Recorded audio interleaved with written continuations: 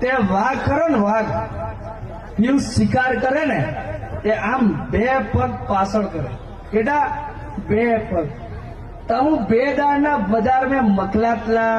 આટલા હમું જાણતલા તો હું કાં ગોદો મેળલો છે એમ પણ હમું બધી જાણતલા કે એ ગોદાને કાઢવા કહી અને ઘાલવા કહી